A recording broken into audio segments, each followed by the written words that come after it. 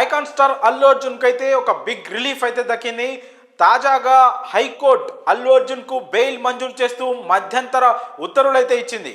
మధ్యంతర బెయిల్ మంజూరు చేసింది హైకోర్టు. ఇప్పటికే ఈ కేసులో పోలీసులు అల్లు అర్జున్ ను ఇంతకు ముందే నాంపల్లి కోర్టులో హాజరుపరచగా నాంపల్లి కోర్టు అల్లు అర్జున్ కి 14 రోజుల రిమాండ్ విధించింది. దీంతో పోలీసులు అల్లు అర్జున్ వెంటనే చంచల్గూడ జైలుకి అయితే తరలించారు. సో ఇప్పుడు తాజాగా అందుతున్న సమాచారం ప్రకారం ఒకవైపు నాంపల్లిలో విచారణ జరిగి కోర్టు 14 రోజుల రిమాండ్ విధించినప్పటికీ మరోవైపు అల్లు అర్జున్ అంతకు ముందే హైకోర్టులో క్వాష్ పిటిషన్ దాఖలు చేయడంతో దానిపైన కూడా చాలా పోటాపోటీగా హోరాహోరీగా అయితే విచారణ జరిగింది.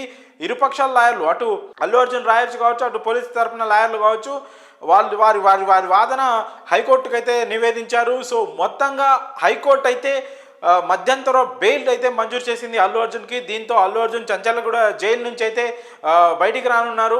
ఇదొక రకంగా అల్లు అర్జున్కి అలాగే అల్లు అర్జున్ అభిమానులకి గుడ్ న్యూస్గా చెప్పుకోవచ్చు. సో ఈ మొత్తం కథనం దాదాపు ఉదయం నుంచి అల్లు అర్జున్ అరెస్ట్ అయినప్పటి నుంచి ఇప్పటి వరకు కూడా తీవ్ర ఉత్కంఠభరితంగా ఈ మొత్తం ఎపిసోడ్ అయితే జరిగింది. మరి అల్లు అర్జున్ రిలీజ్ అయిన తర్వాత మరి ఈ కేసు భవిష్యత్తులో ఎలా ముందుకు వెళ్తుంది అనేది మాత్రం కూడా ఆసక్తికరంగా మారింది. సో ఓవరాల్గా చూసుకుంటే ఇది ఎక్కడ స్టార్ట్ అయింది అంటే ఈ డిసెంబర్ 4వ తారీఖున పుష్ప 2 సినిమా ఏదైతే ఉందో అది ప్రీమియర్స్ అయితే వేయడం జరిగింది. సో హైదరాబాద్లోని ఆర్టీసీ క్రాస్లో గల సంధ్యా థియేటర్లో జరిగే ప్రీమియర్ షోకు అల్లు అర్జున్ కూడా హాజరయ్యారు. సో అంతకు ముందే ప్రీమియర్ కోసం అక్కడికి పెద్ద సంఖ్యలో అభిమానులంతా హాజరై ఉన్నారు.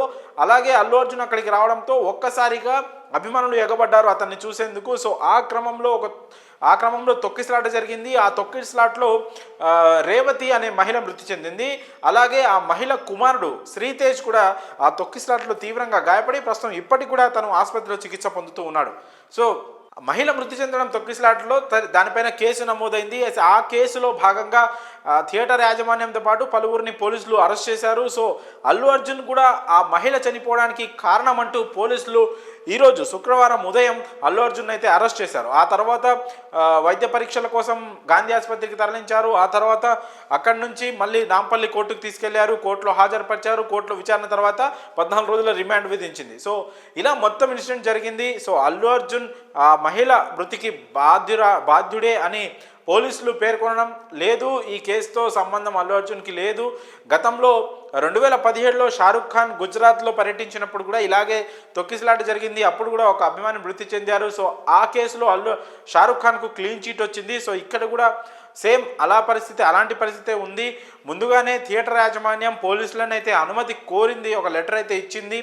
అయినా కూడా పోలీసులు నిర్లక్ష్యంగా వ్యవహరించారన్నట్టు అల్లు అర్జున్ తరపున లాయర్లు వాదనలు వినిపించడంతో హైకోర్టు వారి వాదనలతో సమ్మతిస్తూ అల్లు అర్జున్కి అయితే ప్రస్తుతానికి మధ్యంతర బెయిల్ అయితే మంజూరు చేసింది. మరి చూడాలి తర్వాత భవిష్యత్తులో ఈ కేసు మరి ఎలా ముందుకు వెళ్తుంది అనేది మాత్రం ఆసక్తికరంగా మారింది.